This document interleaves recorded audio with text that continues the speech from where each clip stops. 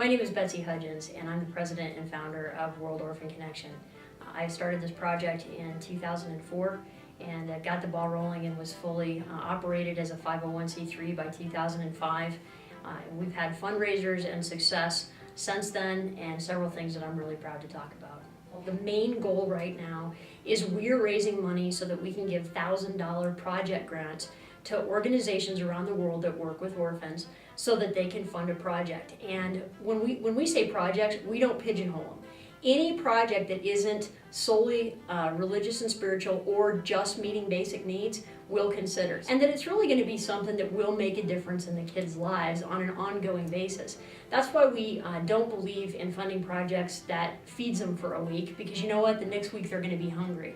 I think the difference that I have seen in World Orphan Connection compared to others is the heart behind it and the experience that Betsy's had and her family, her heart for it, has moved me deeply. And also just the projects that she's funded already have gone to things that are true needs, and that it's worldwide. I think that is amazing. The project in Sierra Leone was our first project. And what we did is we funded a project for $1,000, and it was twofold. That $1,000 not only funded 30 kids' education for a year, but it also planted a garden. And then what happened is with that garden, they not only fed the kids, but they then sold the produce from that garden and then have subsequently funded their education for the following years. And that's exactly the kind of project we get excited about because it's sustainable. It's not something that we're just giving into a black hole. And donors can feel confident that their donations that they make for these projects are going for a long-term sustainable project that truly is going to make a difference in orphans' lives on an ongoing basis, not just once. I'm Weston Meredith. I'm 21 years old, and I've been working with World Orphan Connection probably, I think, since about 2003 or 2004 when my sister opened it, a few years after I got back from my first trip to Russia. My brother Weston and my brother Carl Meredith were part of the original inspiration of this project. They had gone to, actually my brother Carl had gone to Semester at Sea, and while he was at Semester at Sea, he met Dr. Patch Adams, who the movie was made after. And they subsequently developed a friendship, and then Patch invited Carl to go to Russia to go clowning in orphanages, and Carl was able to invite my brother Weston, who was 13 years old at the time. The trip to Russia was actually a clown tour, and his life really is based on working with people and trying to spread joy through clowning, and that's what the trip was about for us. And they went to Russia and went to orphanages and senior citizens' homes dressed as clowns and spreading joy and cheer for 3 weeks. I think the most powerful reactions were the ones that were just so simple and so surprising. Like, you would take a Polaroid picture of yourself with the person, and you could tell that that picture of them with a clown, with something that made them happy for that time, was so just important to them. And it was like all of a sudden just this dear object that, you know, they didn't have very much, but to have just a Polaroid of a picture with a clown was just so exciting to them. And you could tell that it was gonna like help keep doing our job even when we were gone. And that was one of the hard parts when I got back, was people kind of saying, you know, what's the point? Why are you doing that? You're just going over there and showing them that things can be good for a little bit, and then it's just gonna get bad again. And I mean, on top of that being really hard to hear as a teenager, just having done that, it was frustrating to know that a lot of people didn't understand that just that one moment of like just feeling comfortable and feeling like loved like they hadn't in a long time was why I was there, and that was all that mattered. I was in the business world. I wasn't feeling satisfied. I was ready to do something else with my life. So a friend of mine had actually challenged me and said, you know, Betsy, making money seems to be easy for you. Why don't you try making a difference? And it really impacted me, and it came at a time when my brothers had just gotten back from Russia. I had been pondering a career change, and I thought, you know, why not? I have business experience. I have a passion for kids. Why not combine the two and develop an organization to help serve orphans around the world? So that's how the project started, and we're incredibly proud of what we're doing. And this was just a simple class assignment. It's called The Essence of Loneliness.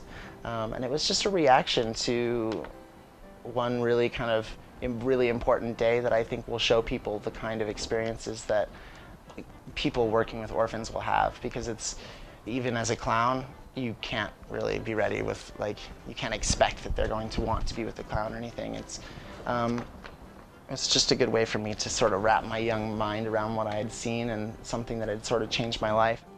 The essence of loneliness. My anticipation was rising as our clown bus neared the orphanage. So far the day had been especially slow, and I was ready for the always present energy of an orphanage. The children at these places were almost always ready to play and have fun, and I needed it. The first few days of my trip had been rough emotionally, but I was finally adjusted and had a great feeling about our next stop. I was apparently not the only one feeling it.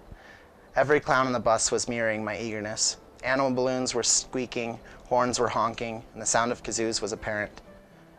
Finally, after a seemingly endless drive, we arrived outside our destination. We all quickly exited the bus and approached the building. Every day brought a different emotion to a head. No matter what emotion this was, a hint of sadness was always close behind. Even though I was already accustomed to this sorrow and loneliness, today would bring a new meaning to the word. The inside of the orphanage looked the same as every other, but the atmosphere was completely different. As soon as I entered the huge double doors, the unmistakable, sour, musty smell of urine surrounded me. It jumped at me, attacked me. It made me completely ill. From that point on, I expected the worst. Soon after entering the lobby, we were being led down the dark, dreary halls of what seemed to be a prison. The walls were torn, the rooms were pathetically small, and it seemed that there was little to no privacy for the kids. Now, obviously it wasn't a prison, but I couldn't help but think these children were being brutally punished for being born into an unloving family, or because the loving parents they had were unfairly taken from them. My emotions were welling up before I even met the children. I finally got into our predetermined clowning location, and remembered what I had come to Russia for in the first place. All the orphans were in lines, their excitement apparent on their face. The caretaker left, and finally we were able to start the fun. The first few minutes had been great, but my mood had not yet changed. Something was wrong. I could feel it, and so I started to wander. I started to glance into each and every room. It was clear which rooms were for the orphans and which weren't. The orphans' rooms were plain. They housed countless rows of tiny beds and maybe 2 pieces of furniture apiece. I decided to check one of the rooms. This room was pure discomfort. Not one of the beds was without itchy, crusty blankets. The mattresses themselves were nothing more than a hard pad on stretched springs. As I completed my search of the room, I approached the window and watched as the city lights illuminated one of its many famous cathedrals.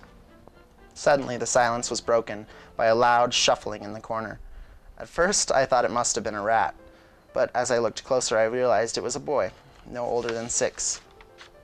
Naturally, I approached the boy, and in doing so, he started to cry.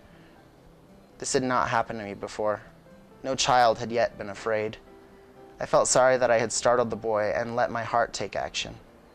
I slowly removed my bright yarn wig and showed him how I had normal hair. I then removed my red nose and held it out for him to see. He took the ball of rubber in his own small hand, and I could see he was starting to understand. In his own time, the boy became comfortable with me. He moved from the cold wooden floor to my arms in a matter of minutes. Soon thereafter, he again began to cry. I did not need to ask. I knew it was wrong. The boy was alone. He had no one to relate to. He knew I understood and seemed to take comfort in that. For at least 1 more hour, we sat together crying and watching the lights glisten on the cathedral walls. Even now, 8 years later, there is not a day that goes by that I don't think about that night and know my life was forever changed. I went to spread cheer, and one boy gave me a new life. All I could give him in return was a bright red nose. So one of the things that's been really important for all of us to talk about is the fact that the statistics recently have shown that there's over 143 million orphans on a worldwide basis. And 143 million, that's a really large number to grasp. But to break that down, in the Denver, Colorado, the population is 600,000 people. So to do the math on that, that equates to 238 Denver, Colorados filled with orphans. And that's a lot of kids. What's ironic about this, however, is that less than 10% of the orphans are AIDS orphans. There's actually 13 million orphans on a worldwide basis that are from the AIDS epidemic from all over the world. But what's really interesting, it's the AIDS orphans. That's all we hear about. And obviously there's a lot more reasons that there's orphans around the world. And, do we believe that we can save all the orphans? It's idealistic. We know that that probably will never happen. However, if we can make an impact on even a fraction of those orphans' lives, we'll have made a difference. It's interesting because if just 10 people gave $100, it would fund one project in any country. That would be $1,000, and that would stretch to so many kids. The project in Uganda, the $1,000 projects that Betsy does, she gives them to each country, and the one in Uganda was able to fund 150 orphans for their educational needs, for furniture, for books, for a resource center, and the kids are thriving there because of those things that they have now. I would say the number one thing that someone could do is recommend an organization. If you've been anywhere internationally, if you've been to some of the countries that we'd probably be researching, please just submit any information you have about those organizations, any photographs, any written material, any first-hand accounts. That's extremely helpful because it's hard to find people who have been to these countries who are often war-torn or difficult to visit. For the future for World Orphan Connection, I just see it exploding. I think that the world is looking for something to unite instead of divide. People are tired of the wars, I think, and it's time to put differences aside, and what better cause than for children. One of the things that I really want to achieve in the long run with World Orphan Connection is to be making a difference in orphans' lives in every country in the world. I mean, that's going to start by funding one project in every country in the world, and then not only growing those individual projects, but then adding projects in every single country. So, I would love to see in the next 10 years for us to have been in every country in the world helping orphans and then finding more credible organizations. One point that I'm really passionate about is a lot of people think maybe they don't have a lot to give or they can't give anything at all, the economy's hard or whatever it may be. To those people, I say just look at one picture of one of the orphans that Betsy's been able to help, or maybe not help yet. And I know that each and every one of us can give something. These children have nothing, and we have so much. Have a garage sale, do whatever that you can do to help these children because it's completely worth it.